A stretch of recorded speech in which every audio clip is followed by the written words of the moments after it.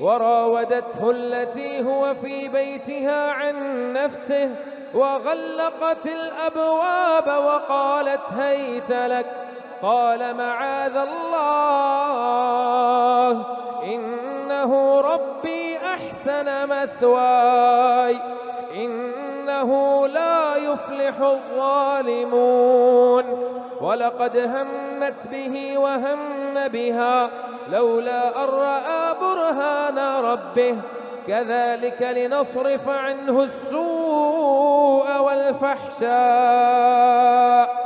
إنه من عبادنا المخلصين. واستبق الباب وقدت قميصه من دبر وألف يا سيدها لدى الباب. قالت ما جزاء من أراد بأهلك سوءا